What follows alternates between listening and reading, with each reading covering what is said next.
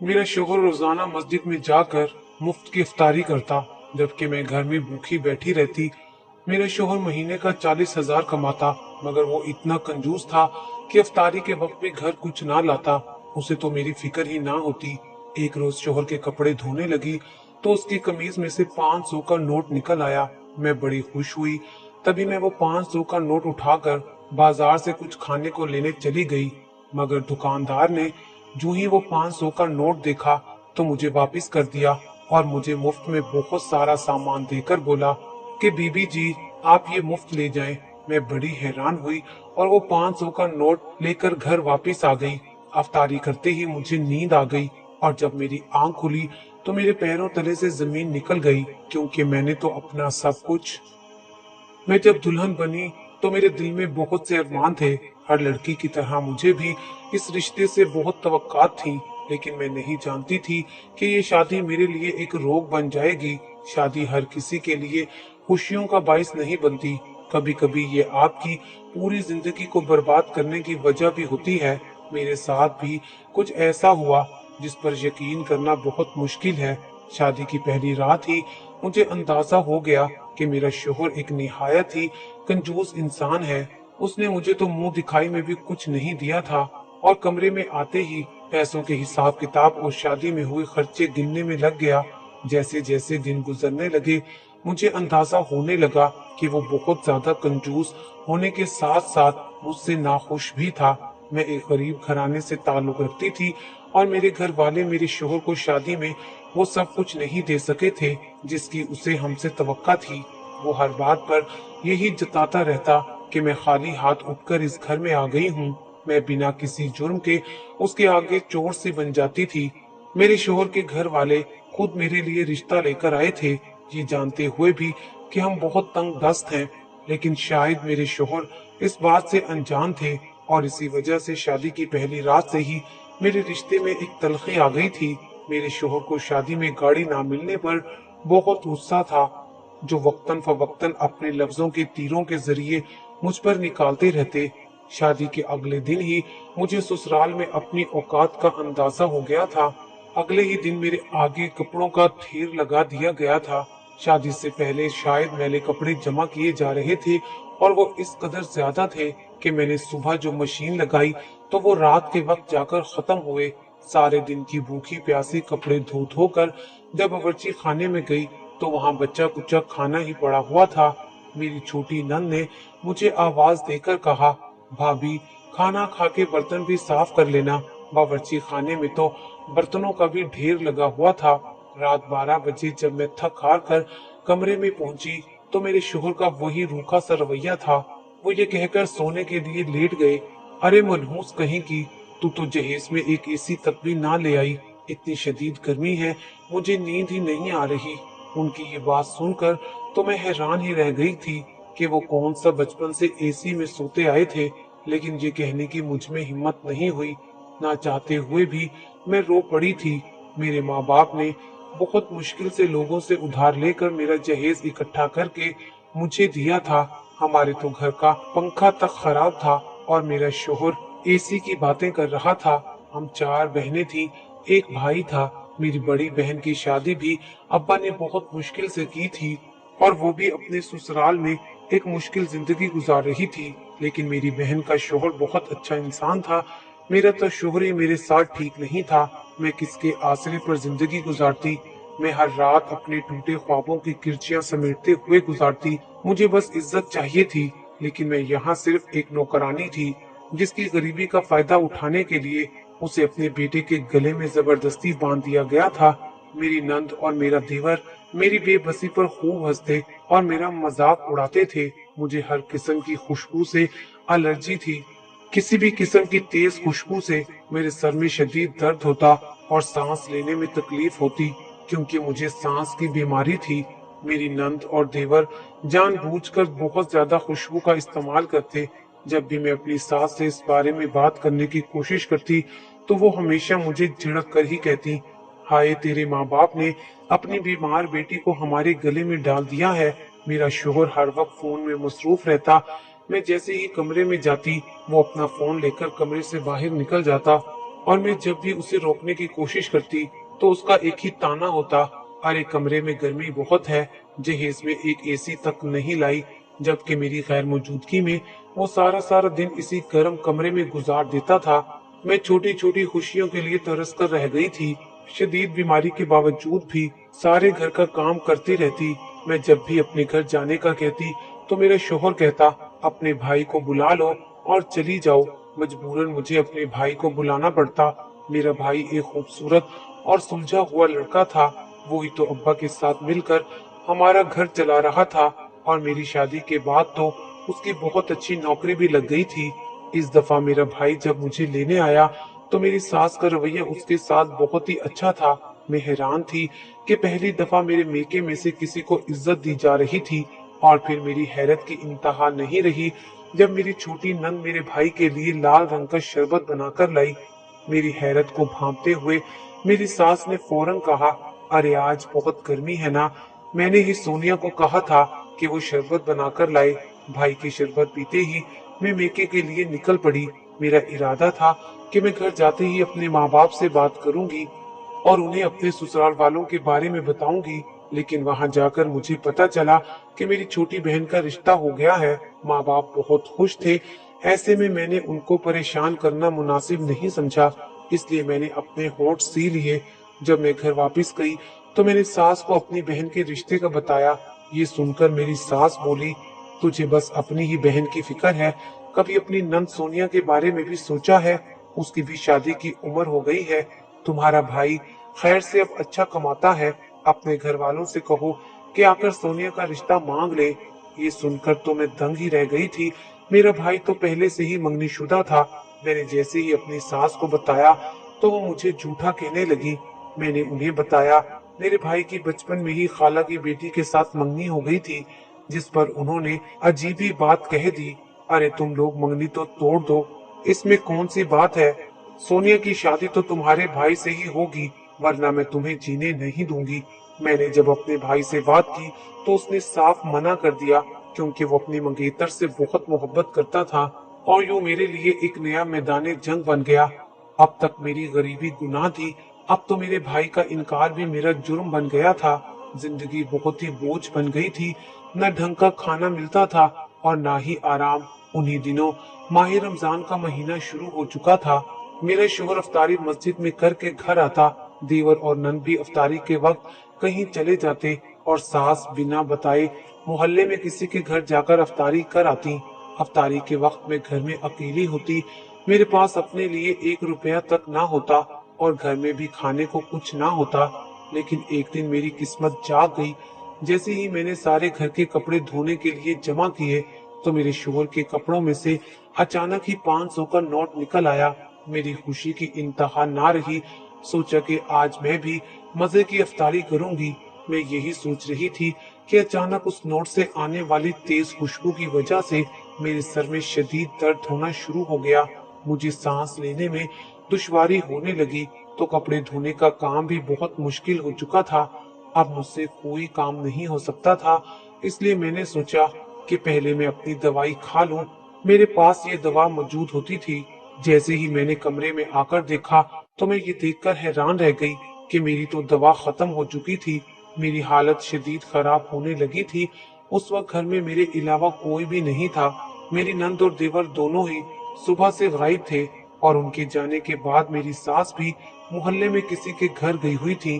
अफ्तारी का वक्त भी होने वाला था। मैंने सोचा कि गली के कोने वाले मेडिकल स्टोर से ही दवाई और अफ्तारी के लिए कुछ खाने को ले आती हूँ, ताकि आज मैं भी मजे मजे की अफ्तारी करूं। मेरे माँ बाप ने जिन हालात में मेरी शादी की थी, मेरे लिए ये जरूरी था कि मैं हर तरह से अपनी शादी को निभाऊं। हम जैसे लोगों में बेटियों को ब्याहते वक्त यही कहा जाता है कि शोहर के घर से मरकर ही निकलना है। हालात कितने ही बदतर क्यों ना हो, वापसी पलटने का कोई रास्ता नहीं होता। मैं भी मजबूरी में इस रिश्ते को घसीट रही थी। मैं यही 500 का नोट लिए मेडिकल स्टोर पर चली गई। मेडिकल स्टोर वाले ने नोट को हाथ में ले लिया और न जाने क्यों मुझे वापस कर दिया और साथ में दवाई भी थमा दी। मैं हैरान थी कि बिना पैसों के वो मुझे दवा क्यों दे रहा है, लेकिन उसने कहा, बहन जी पैसों की कोई बात नहीं है, आप ये दवा मुफ्त ले जाएं। मुझे तो ये बात जैसे गनीमत महसूस हुई और फिर मैं जल्दी से इफ्तारी के लिए सामान लेकर घर आ गई। जैसे ही इफ्तारी का वक्त हुआ, मैंने रोजा खोलकर दवाई खा ली। मैंने सोच लिया था कि रात अपने शोहर को इस 500 के बारे में बता दूंगी। मेरे शोहर को ये नोट याद भी है या नहीं, क्योंकि वो एक एक रुपया गिनकर रखता था। मैंने नोट अपने तकिए के नीचे छुपा दिया और दवा खा ली।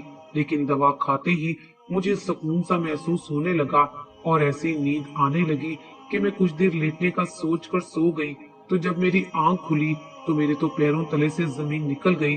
मैंने सारा दिन पता नहीं क्या किया सोचा था, लेकिन एक ही पल में सब कुछ राख हो गया। जब मेरी आंख खुली तो मैंने अपने घर में खुद को मौजूद नहीं पाया था, बल्कि ये तो कोई और ही कमरा था जहाँ मेरी आंख खुली थी। मैं कमरे में बंद थी। मैंने हर मुमकिन कोशिश की, लेकिन यहाँ से निकलने का कोई रास्ता नहीं ढूंढ सकी। मैं पागलों की तरह चीख रही थी, लेकिन शायद मेरी यहाँ चीखें सुनने वाला कोई ना था। मुझ पर तो जैसे कयामत ही टूट पड़ी थी।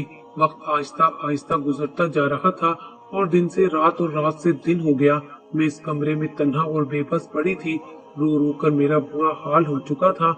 मेरा शोहर, मेरे घर वाले यकीनन सब मुझे ढूंढ रहे होंगे, लेकिन मैं यहाँ तक कैसे आई ये मुझे नहीं याद आ रहा था। समझ नहीं आ रही थी। अगले दिन किसी के कदमों की आहट पर मैं जाग उठी थी, लेकिन दरवाजा खोलने वाला अंदर नहीं आया था। कुछ देर में डर के मारे कोने में दहक कर बैठी रही, लेकिन जब कोई आवाज दोबारा सुनाई ना दी तो मैं दरवाजे की तरफ बढ़ी। दरवाजे को हाथ लगाया तो वो खुल गया। मैं फौरन बाहर निकली। ये एक सुनसान इलाका था।